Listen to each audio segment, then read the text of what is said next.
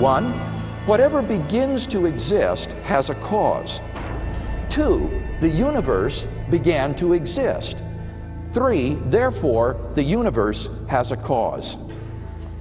Now, as the cause of space and time, this being must be an uncaused, timeless, spaceless, immaterial being of unfathomable power. This is the Kalam Cosmological Argument. This argument began its journey in the hands of medieval Islamic scholars who held that faith was enough for a belief in God, but still sought a logical basis for that belief. They attempted to establish a beginning of the universe and God as the creator at that beginning. For years, it has taken a back seat to other forms of the cosmological argument, especially those established by Aquinas.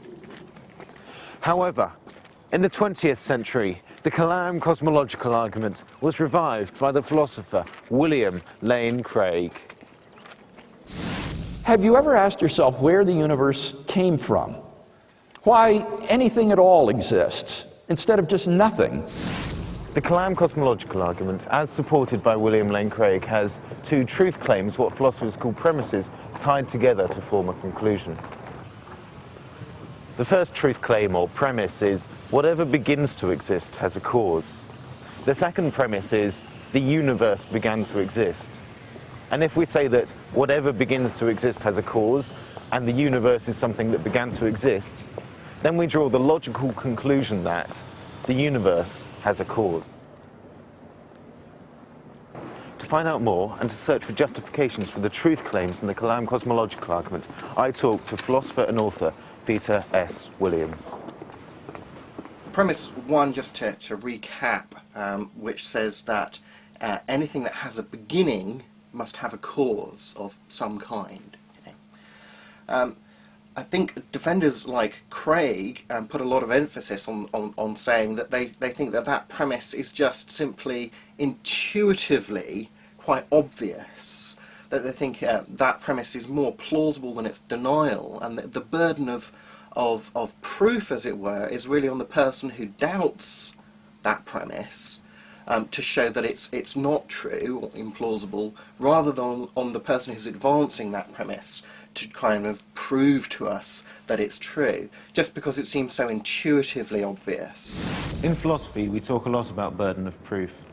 Often, when confronted with a claim that may or may not be true, we have to establish whose burden it is to prove it one way or the other. Take the example of me, clearly remembering having eaten lunch. Now, this seems so obvious to me that someone who believes I didn't eat lunch would have to prove that I didn't, rather than me trying to prove that I did. The burden of proof would be on the other to disprove my claim in this instance, and the presumption of truth lies with me.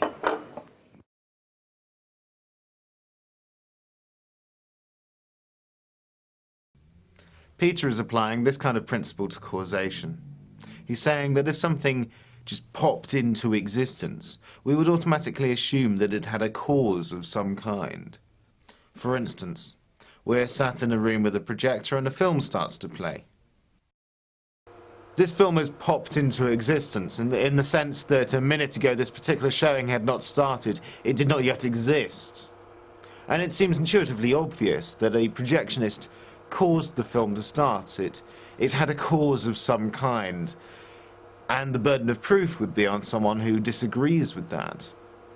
The same, Peter argues, can be applied to the universe beginning to exist.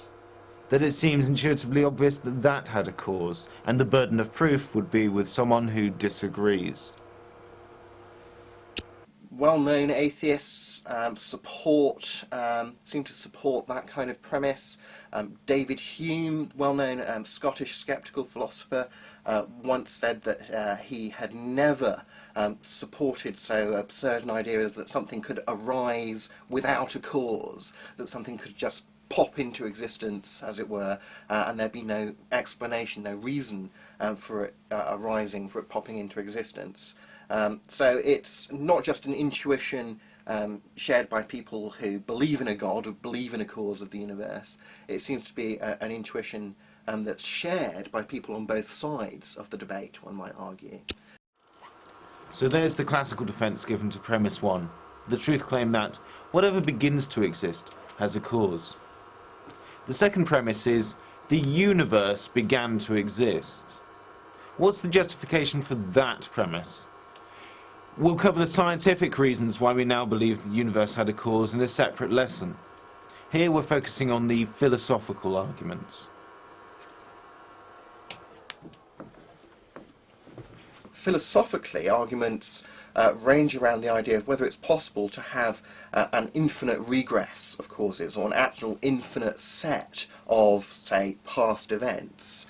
Because if it's not possible to have an actually infinite set of past events, then the set of past events can't be actually infinite, it must instead be finite.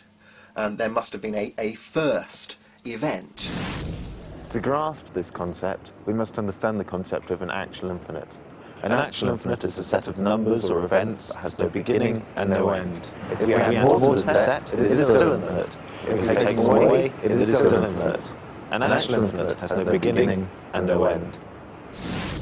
Now, most people have heard of infinites. But what we refer to as infinites in everyday language is not actual infinites, a set of numbers with no beginning and no end, but potential infinites. A potential infinite has a beginning. It is never actually infinitely long. Numbers just keep on being added to it, but it can never reach actual infinity. However, our question is, are actual infinites possible?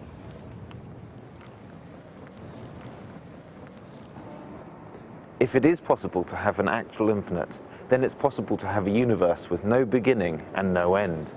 If it's not possible to have an actual infinite, then the universe must necessarily have a beginning. So, is it possible to have an actual infinite? Imagine a library with an actually infinite number of books. There are so many books you can't count them all because there are always more to count. There's no beginning and no end to the number of books. The number of books is actually infinite.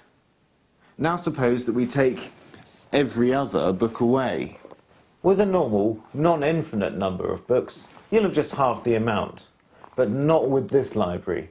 Because this library has an actually infinite number of books, taking half away still leaves an actually infinite number.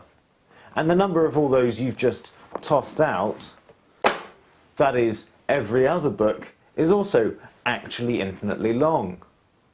So, dividing an actual infinite into two doesn't create two halves of an actual infinite.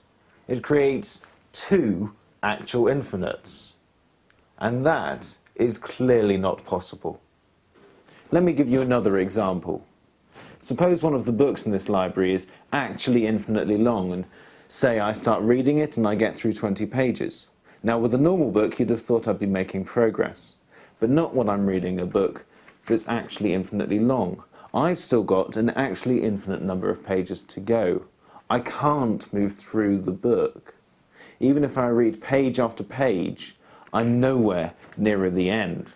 Even if I read for days and days, I've still got an actually infinite number of pages to go before I reach the end.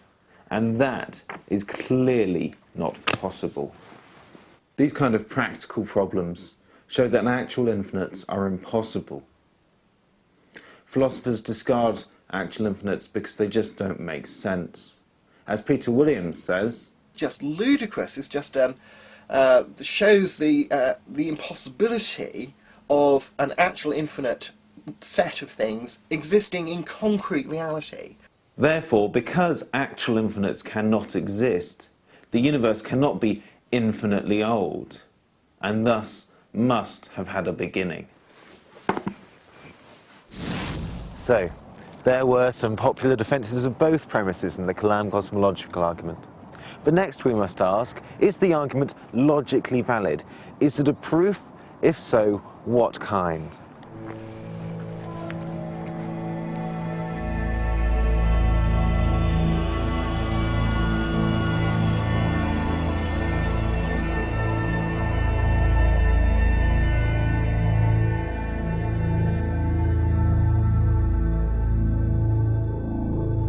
To remind ourselves of the argument again, we have premise 1, whatever begins to exist has a cause.